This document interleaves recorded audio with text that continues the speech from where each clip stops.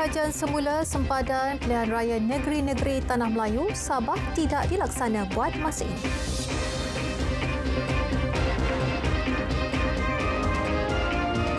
Assalamualaikum dan salam Malaysia Madani.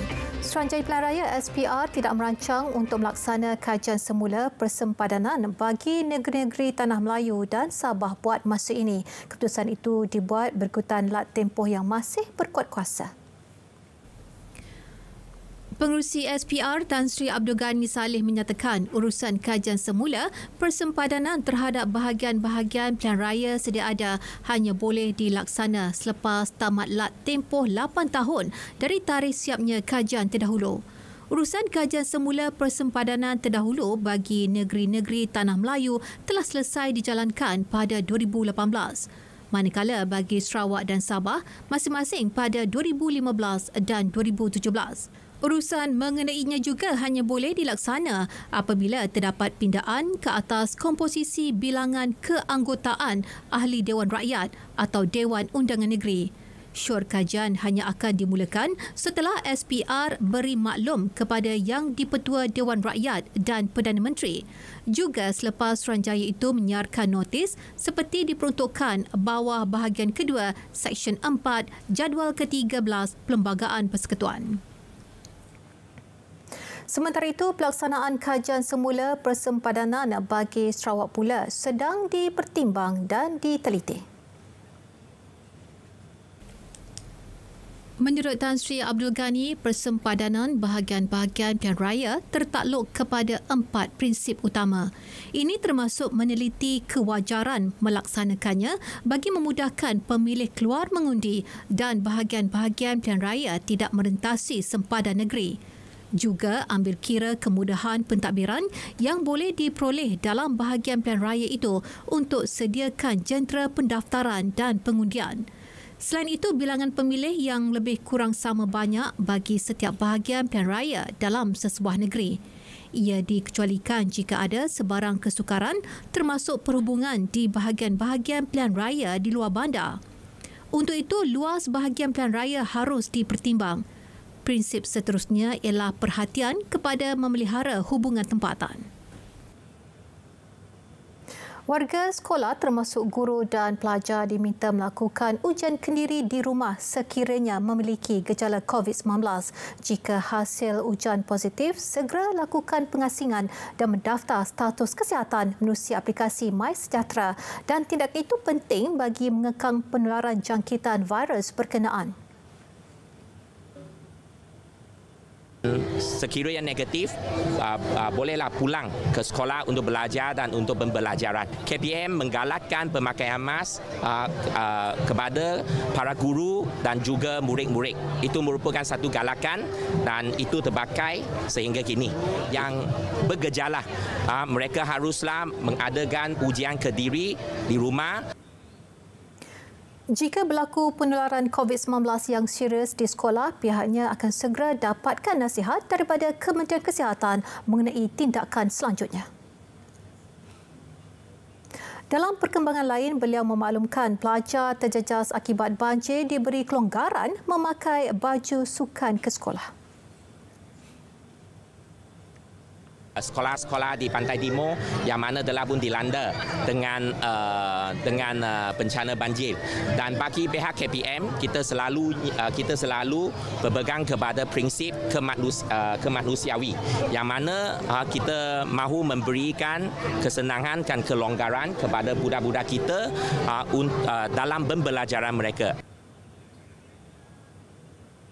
Kementeriannya turut bersiap-siaga hadapi sebarang kemungkinan bencana termasuk banjir sepanjang tempoh pemeriksaan sijil pelajaran Malaysia SPM. Peperiksaan itu dijadual berlangsung mulai 8 Januari hingga 7 Mac ini dan ia melibatkan 395,870 calon. 3,340 pusat peperiksaan dibuka di seluruh negara dengan hampir 130,000 petugas peperiksaan dilantik bagi memastikan kelancarannya. Semua calon perlu merujuk jadual waktu peperiksaan bagi mendapat maklumat mengenai tarikh, masa, kod dan kertas peperiksaan. Jadual waktu peperiksaan tersebut boleh dimuat turun dari laman sesawang lembaga peperiksaan melalui pautan tertera. Calon juga diingatkan untuk membawa dokumen pengenalan diri dan pernyataan pendaftaran peperiksaan serta mematuhi SOP ditetapkan. Setakat 12 tengah hari, penduduk terjejas banjir di Kelantan berkurang kepada 688 orang berbanding 1,142 orang 10 pagi tadi dan ia susulan penutupan satu-satunya pusat pemindahan sementara PPS di Kuala Krai. Tumpat kekal daerah paling terkesan dengan 5 PPS masih dibuka di daerah berkenaan. Di Pasir Mas pula 2 PPS kekal aktif. Penduduk di lokasi banjir yang telah pulih mula melakukan kerja-kerja pembersihan. Sebenarnya kita ambil peluang untuk bersih mana-mana pasir, macam seluk-seluk hok dah bawa daripada air tu kan, kita bersih-bersih lah. Mana tempat ni macam tangga, tempat-tempat sekitar kawasan parking kereta ke semua dekat ni kerugian tu tak ada lah, sebab kita daripada awal banjir nak sampai tu kita dah prepare awal, kita kemah-kemah mana bagi hok patut, kita akan letak tempat tinggi ke semua. Kita terpaksa cuci kawasan dineko nyamuk lah je. Nyamuk dah takut COVID tu nyamuk mari. Pakai cuci lah anak beranak sani. Gapa-gapa kita buat belakang lah cuci. Tak mari lagi cuci sebab sini tak kena pindah tempat kita ni. Tapi bila dah suruh terpaksa cuci lah. Baik, sementara itu lebih 150 anggota Puteri UMNO Kelantan turun pada membantu kerja-kerja pasca banjir di sekitar Jeli. Jadi untuk bincangnya, kita terus saja bersama Atika Maktar di sana. Silakan Atika. Untuk berita tengah hari ini, saya bersama dengan penduduk Kampung Reka Dalam bagi memberi fokus kepada kerja-kerja pembersihan di pasca banjir di sini. Lebih 150 pergerakan puteri seluruh negeri terlibat dalam kerja-kerja pembersihan di sini. Untuk misi kali ini, saya tidak berkeseorangan. Saya bersama dengan Ketua Puteri UMNO Malaysia, Dato' Amal Muhammad Fauzi. Apa khabar, Dato'? Baik, Alhamdulillah. Terima kasih. Misi hari ini bagaimana? Hari ini kita kumpulkan sukarelawan di seluruh Kelantan, terutama daripada Puteri, dan juga kita ada adik-adik daripada UMK Jeli untuk membantu menjadi sukarelawan kita untuk membersihkan pasca banjir itu. Dan kita, kalau tengok tadi di kawasan ni, rumah ni lah terutamanya efek daripada tanah runtuh tu. Tengoklah dia punya kawasan kan. So kita datang untuk membantulah, dan dikhabarkan bantuan untuk dinding yang pecah tu pun dah diuruskan oleh UMNO bahagian Jeli dengan bantuan melalui Kesda. Dan saya harap ada lagi lah daripada mana-mana yang dapat membantu, kerana kita tengok dah hampir total loss rumah dia ni. So agensi terlibat hari ini? Agensi rasanya daripada ni lah, ada UMK ni lah, daripada UMK Jeli. So hari ini di Jeli kemungkin ada ke depan ke mana tu? Hari ini saya di Kelantan, besok saya di Terengganu, di Hulu Terengganu. So hari ini fokusnya adalah membersihkan berapa buah kampung kampung terlibat? Hari ini kita membersihkan rumah di Kampung Reka saja, dan sekejap lagi saya akan masuk ke kampung Lubuk Bongo. Di situ katanya semalam baru dia orang balik daripada BPS dan masih bekalan air masih terputus. So insya-Allah kejap lagi saya dan bersama rakan-rakan Puteri akan masuk ke situ untuk memberikan air mineral, air bersih. Mungkin sedikit penghargaanlah Datuk kepada puteri-puteri UMNO yang terlibat. Penghargaan kepada semua yang terlibat pada hari ini, terutamanya Puteri UMNO di Kelantan dan juga adik-adik UMK. Terima kasih kerana menjadi sukarelawan kami, sebab ini adalah kerja kemasyarakatan ni, bukan semua orang nak buat kadang-kadang di masa ni kan. Jadi saya amat-amat bersyukurlah mendapat sambutan yang begitu baik, dan insya-Allah akan berterusan di masa akan datang. Terima kasih, Datuk. Okay, saya kira setakat itu saja perkembangan untuk berita tengah hari. Kita kembali kepada rakan setugas di Angkasa Puri. Silakan. Baik, terima kasih Atika. Situasi banjir di Johor dan Pahang pula tidak berubah, dan di Johor penduduk terjejas kekal 54 orang. Mereka berlindung di 2 PPS dalam daerah Segamat.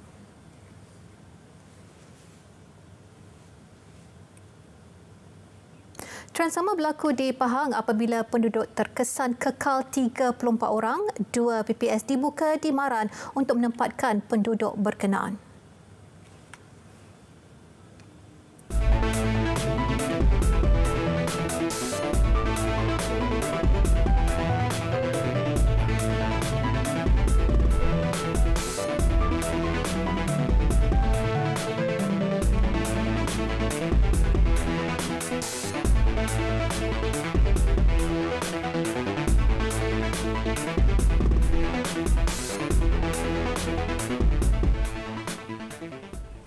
Usaha membangun ekonomi negara akan jadi tumpuan utama kerajaan perpaduan tahun ini. Perdana Menteri berkata langkah itu penting bagi meredakan kesusahan rakyat dalam pelbagai aspek. Datuk Seri Anwar Ibrahim berharap 2024 akan beri suasana lebih cerah dan positif kepada rakyat.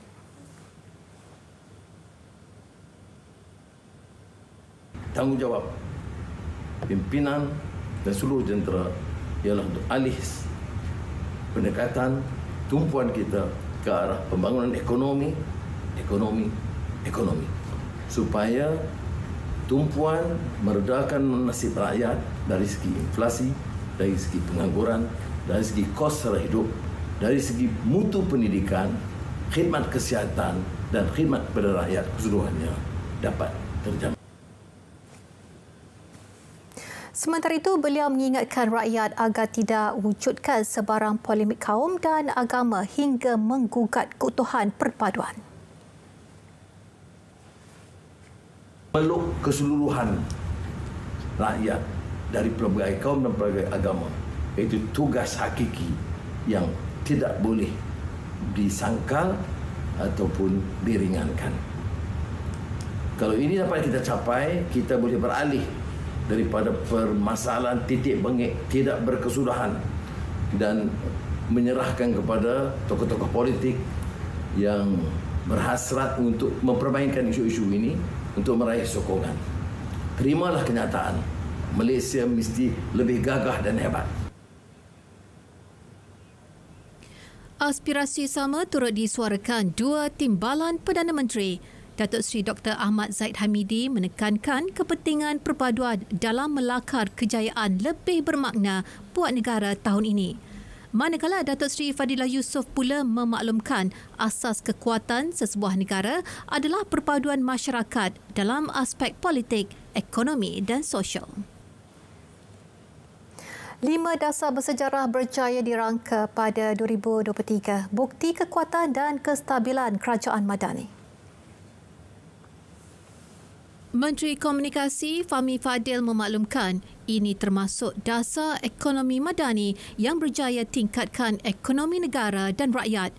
Seterusnya, Pelan Induk Perindustrian Baharu NIMP 2030 yang berupaya menarik pelaburan serta menambah peluang pekerjaan baharu bergaji tinggi. Kajian semula gaji penjawat awam turut dilaksana untuk tingkatkan produktiviti kelompok itu. Dasar gaji progresif pula usaha naikkan gaji penjawat awam swasta. Sementara dasar peralihan tenaga negara diperkenal untuk penuhi keperluan peralihan ke sumber tenaga baharu.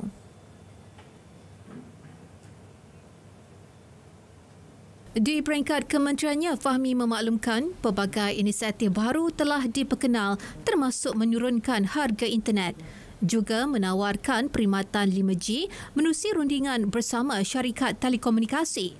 Masalah internet di pedalaman termasuk perkampungan orang asli juga telah diselesaikan menerusi penggunaan Starlink, manakala gaji pengurus di Pusat Ekonomi Digital dinaikkan kepada RM500 sebulan. Peluang pekerjaan untuk belia dalam sektor ekonomi digital juga meningkat 23% tahun lepas berbanding tahun sebelumnya. Fahmi berharap kejayaan lebih baik dapat terus diraih tahun ini.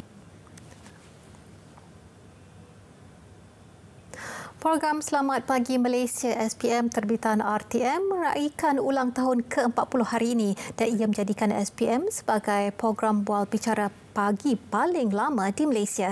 Tempoh 4 dekad bukti kredibiliti SPM sebagai program bual bicara unggul. Pengisian kompak dan padat sedia bagi menarik penonton televisyen dan media baharu. Ketua Pengarah Penyiaran Datuk Sami Sulaiman berkata usaha perlu terus dipertingkatkan agar ia kekal relevan dan menepati citarasa penonton. Tapi kalaulah nak merasa sangat berkesan kerana kita bukan sahaja ditonton di televisyen, kita ditonton di OTT kita iaitu RTM Click ya. Jadi dan selain daripada itu kita potong-potong di mana segmen-segmen tertentu kita letak dalam media-media sosial kita. Jadi dengan cara demikian kita mendekati rakyat dan kita mendekati penonton kita dengan cara mereka mendapatkan informasi pada hari ini. Jadi kita bukan tertumpu kepada kaca TV itu semata-mata kerana kita dah berubah selera penonton penonton telah berubah dan cara mereka mendapat informasi juga telah berubah. Jadi kita kena mengikut trend itu, jadi kita kena pergi di mana penonton itu ada. Program kerohanian mengisi Malam Tahun Baharu 2024 di beberapa masjid utama Kendalan Jakit. Pihak Masjid Tuanku Mizan Zainal Abidin di Putrajaya menganjurkan program Ambang Gema Syukur. Pengisiannya merangkumi sesi bacaan Yasin, zikir dan solat hajat berjemaah. Hampir 3,000 umat Islam menghadirinya. Di Masjid Negara pula berlangsung program kerohanian Ambang Tahun Baharu 2024. Penganjurannya simbolik solidariti masyarakat Islam terhadap rakyat Palestin selain menghormati penduduk terjejas banjir di beberapa negeri. Program bermula dengan solat maghrib diikuti zikir munajat dan doa selamat. Di Sungai Petani Kedah pula, kira-kira 5,000 individu hadir ke program Sungai Petani Berselawat dan Solidariti untuk Palestin. Kita berselawat, berqasidah bersama-sama, mendengarkan lagu nasyid dan yang paling penting kita bermunajat pada Allah Subhanahu Wa Taala khusus untuk memberikan keselamatan dan kesejahteraan untuk saudara kita di Gaza, di Palestin yang sekarang ini dibantai dengan teruk. Kita di Malaysia, kita hidup dengan aman damai. Di sana mereka sedang melalui satu proses yang cukup dahsyat.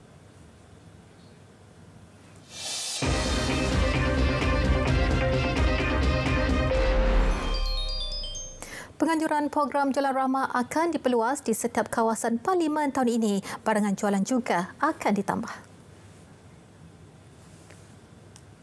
Untuk tahun 2024, menerima peruntukan tambahan untuk melaksanakan program Jualan Rahmah.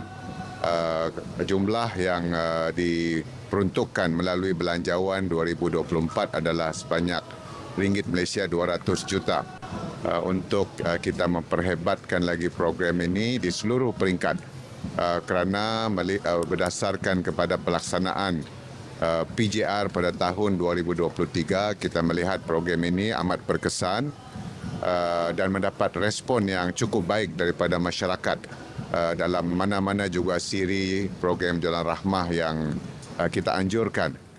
Bermula bulan ini juga, KPDN akan membuat hibahan penjadualan program Jualan Rahmah dengan lebih awal melalui laman web KPDN. Beliau berkata demikian ketika ditemui RTM dalam program Jualan Rahmah yang diadakan di Dewan Terbuka Masyarakat Papar. Malaysia harus memanfaatkan sepenuhnya kapasiti dan kepakaran dimiliki untuk memacu pertumbuhan ekonomi. Kebergantungan terhadap negara lain mesti dikurangkan. Jadi sepatutnya kita patut memikirkan daya dan kemampuan kita sendiri dari segi teknologi, dari segi pengeluaran. Dan kalau ini pernah berjaya, misalnya dengan minyak kelapa sawit, penapisan minyak kelapa sawit itu, semua industri ini dikembangkan di Malaysia. Ya, tanpa bantuan daripada barat, apalagi daripada pihak yang lain. Jadi ini boleh kemampuan itu ada, potensi itu ada, tetapi malangnya boleh dikatakan tidak ada usaha yang cukup bersungguh-sungguh ke arah itu.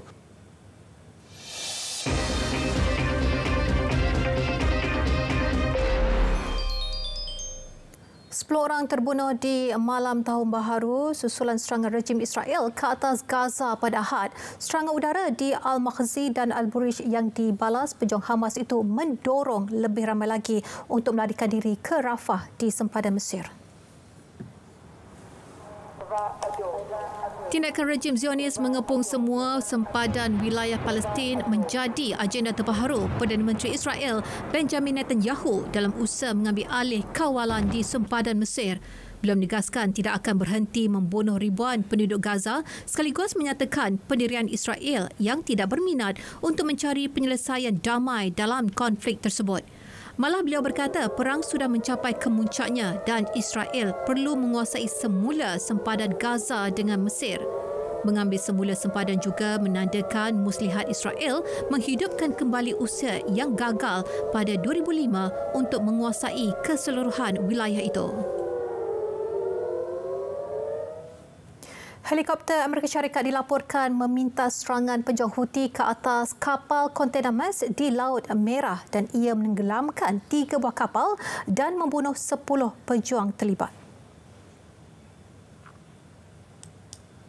Pertempuran tentera laut berlaku pada Ahad ketika pejuang sedang berusaha untuk menaiki Maersk Hangzhou yang membawa bendera Singapura. Helikopter dari USS Eisenhower dan USS Gravely menyertai pasukan keselamatan kapal itu selepas menerima panggilan kecemasan. Susulan serangan tersebut, semua pelayaran melalui Laut Merah dihentikan selama 48 jam. Jurucakap Houthi mengesahkan 10 anggota tentera laut Houthi maut dan hilang dalam kejadian tersebut. Kumpulan itu melakukan serangan kerana kru kapal kontena Maersk enggan mempedulikan panggilan amaran. 3 lagi suspek yang didakwa berkomplot untuk menyerang gereja koloni di Jerman berjaya ditahan. Penyerang didakwa merancang untuk menggunakan kereta bagi menyerang bangunan berusia 800 tahun itu. Polis memaklumkan suspek ditahan di 3 bandar berbeza dan alat komunikasi mereka dirampas. Tiada perincian diberikan mengenai identiti atau latar belakang individu yang ditahan. Kaedah serangan mereka dikatakan tidak jelas namun pemeriksaan tetap dilakukan pihak berkuasa di kawasan sekitar gereja terutama bagi mengesan sekiranya terdapat bahan letupan. Pihak berkuasa persekutuan kini meneruskan penyiasatan terhadap suspek bagi mencari rangkaian individu dari Asia Tengah yang disyaki mempunyai kaitan dengan beberapa negeri di Jerman dan negara Eropah. Saksikan majlis peluncuran pangkalan data utama PADU yang akan disempurnakan oleh Perdana Menteri Yang Amat Berhormat Datuk Seri Anwar Ibrahim secara langsung dari Dewan Perdana Pusat Konvensyen Antarabangsa Putrajaya pada hari Selasa 2 Januari 2024 12:20 tengah hari hanya di TV1 dan RTM Klik.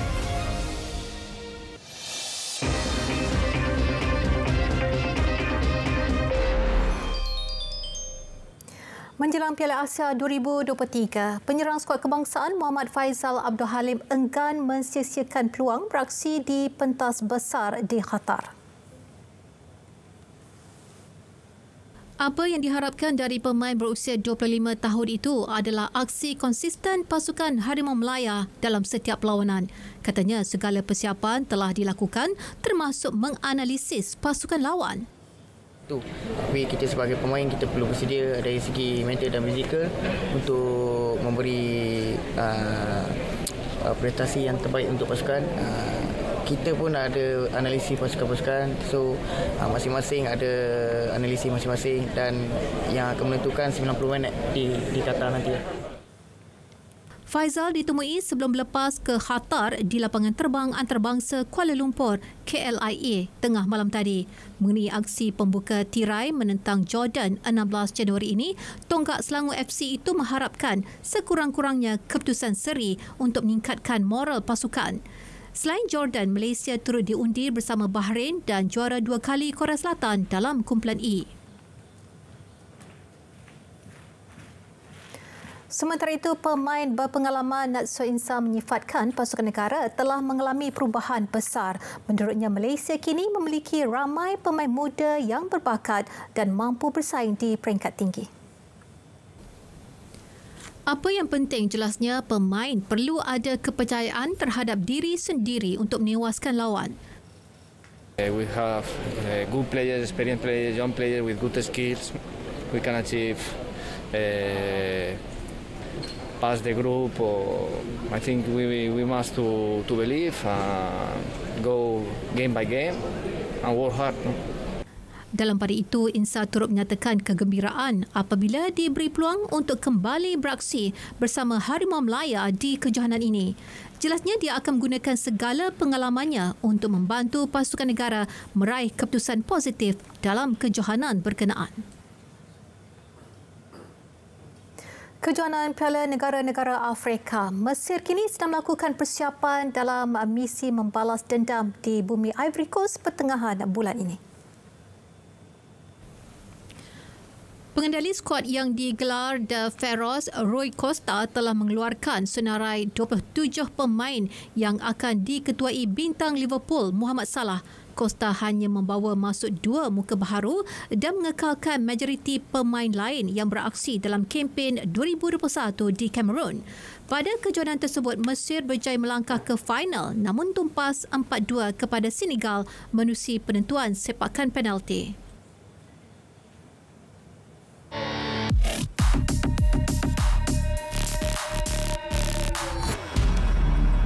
Lagi penipuan berkaitan bantuan sumbangan tunai rahmah STR dikesan.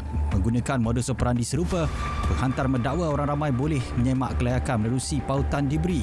Sekiranya diklik, pengguna akan dibawa ke laman sesawang pihak ketiga. Bagi meyakinkan bakal mangsa, beberapa logo agensi kerajaan dipaparkan. Terus diletak beberapa nama kononnya telah menerima bantuan RM3,000. Semakan pasukan biar betul mendapati ia pautan palsu. Ini kerana alamat laman sesawan dikongsi adalah berbeza dengan yang asli. Turut tidak selari, paparan pada halaman utama laman berkenaan. Mereka yang mengisi butiran seperti diminta dikhawatiri jadi mangsa penipuan dan kecurian data. Amaran berwaspada turut dikeluarkan Kementerian Kewangan. Orang ramai yang bercadang membuat semakan atau mahu maklumat lanjut disaran melayari laman sesawang rasmi STR. Sebagai alternatif, pemohon juga boleh hadir ke lembaga hasil dalam negeri. Sentiasa waspada, elak jadi mangsa. Putuskan rantaian sedikit penipuan, henti kongsi maklumat tidak sah. Terima maklumat palsu atau bahan fitnah, segera lapor ke MCMC. Biar betul, tak pasti, jangan kongsi.